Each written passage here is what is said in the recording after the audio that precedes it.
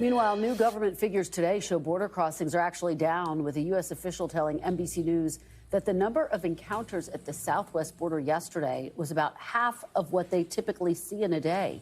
The president's executive actions are also being bolstered by Congress, with the House and Senate passing its first piece of legislation, the Laken-Riley Act. That's aimed at detaining illegal migrants who are charged with nonviolent crimes.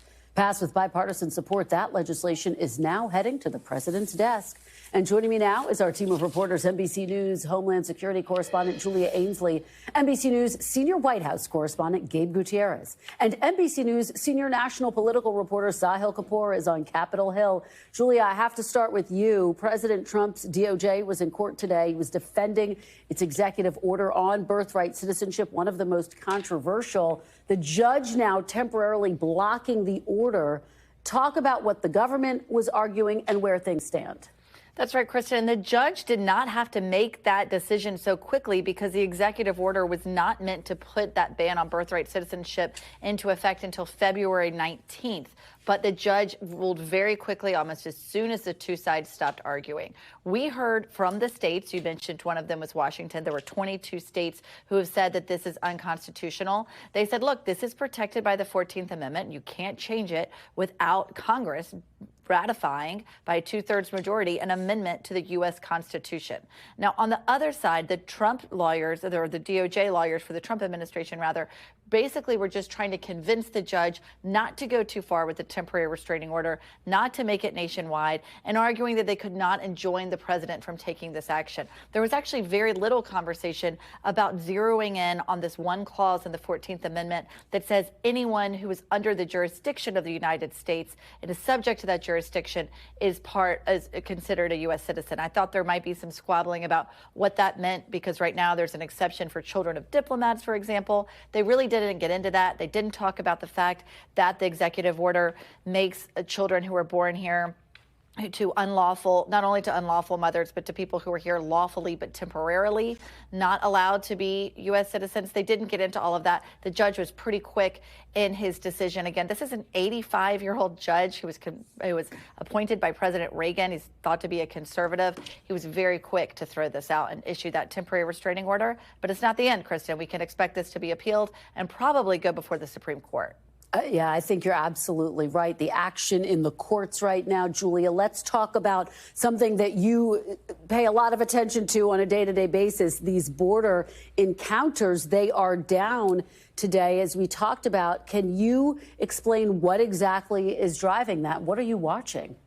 Well, look, I've spoken to people on the border who are looking at how low these numbers are. They're comparing them to 2017 when Trump took office the first time. There's a lot of rhetoric that has scared people from leaving their countries. Probably 2 to 3 weeks ago, people didn't want to come to the border knowing Trump was about to take office at this time. We also have to look at what Trump has done across the border, really shutting down the asylum system as we know it. Not only did he shut off CBP-1, but it's now unclear, and in fact, we're hearing they're turning back migrants who show up at legal ports of entry to claim asylum. This is something they have an international obligation to. And so when you shut down every way for a migrant to claim asylum at the southern border, that is going to deter more people from trying to cross. They may be waiting to try to cross later. We also know Mexico is trying to welcome back more of these people who were being turned back. But Kristen, it's all about numbers. Just like in 2017, there was an initial dip and then the numbers rise. And when Border Patrol gets overwhelmed or they can't hold everyone indefinitely,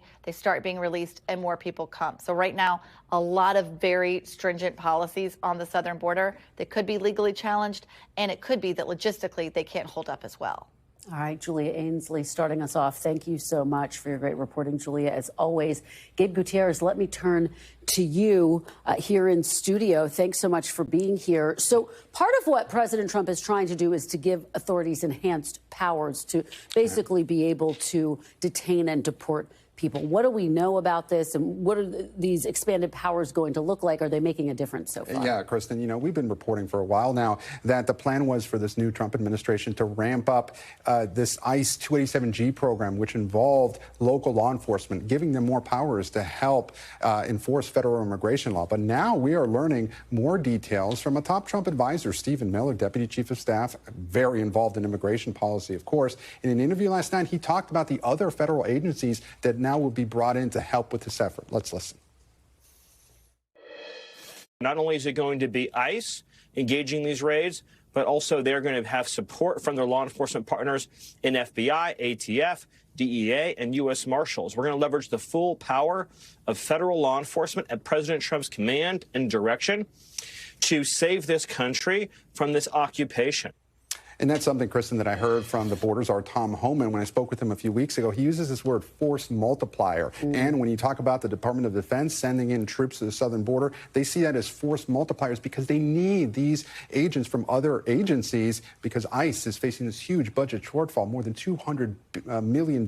They just don't have the manpower to carry out these mass deportations. It's just so incredibly complicated, Gabe. Talk about the politics of this. Obviously, President Trump started the week, the inauguration, his poll numbers were up, but the politics of this mass deportation as we're starting to see it roll out. And look, as President Trump will tell you, he feels that his voters supported this, that he won the popular vote, that he won all the swing states, and so they voted for this very immigration policy. And it is true, according to recent polls, if we put up some of those numbers, broadly speaking, the majority of Americans do support President Trump when it comes to that. But when you get into the details, some of this, should you separate families? Should some of the details of these mass deportation plans, when you get into those, people, for example, using active duty military to detain undocumented migrants, the majority of respondents oppose that. Deporting immigrants that came to the U.S. illegally as children, they oppose that as well. So the question will be politically how this plays out once these mass deportation plans get underway. How do they play out across the country? What happens when people see images, perhaps, of what's called collateral arrest, family members, children, potentially, of these, the immigrants with criminal records that they're targeting?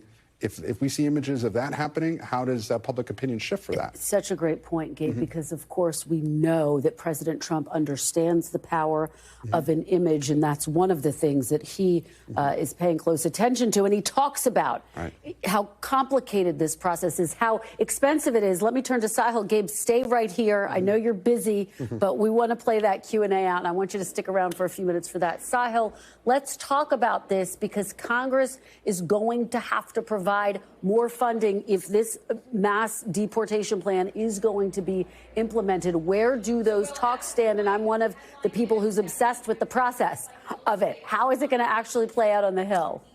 It's very much up in the air still, Kristen. The first thing Republicans have to do is come to an agreement on whether they do all of Trump's agenda in one big bill or they split it up into two. They still haven't agreed on that. Once they figure that out, they've got to write a budget, instruct the committees to pass, to write legislation.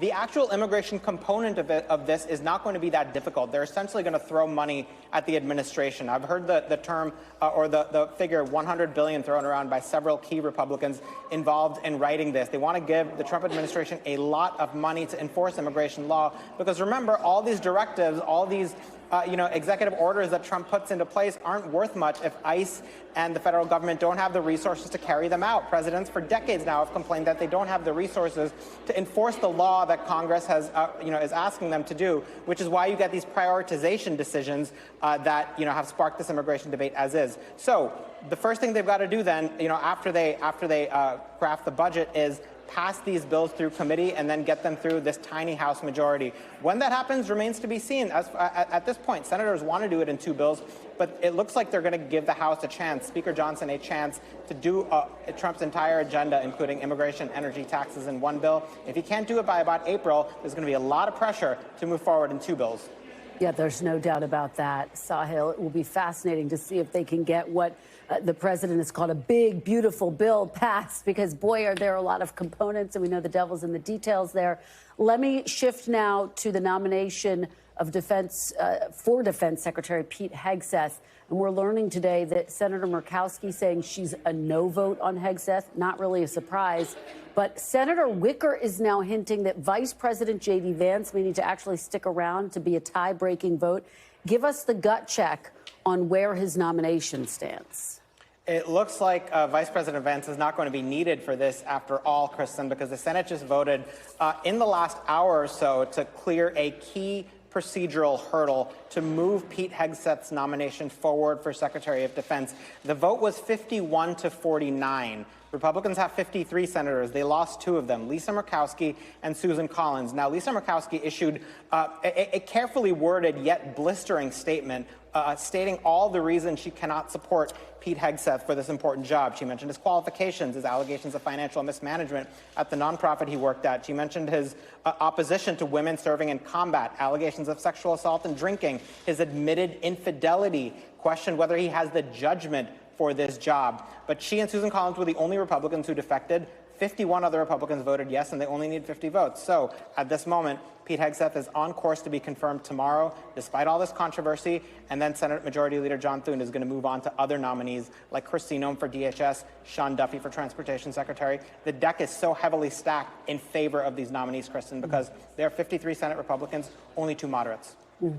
All right, Sahil, great stuff. I know you're gearing up for an incredibly busy time there on the Hill. Thank you so much. Thanks for watching. Stay updated about breaking news and top stories on the NBC News app or follow us on social media.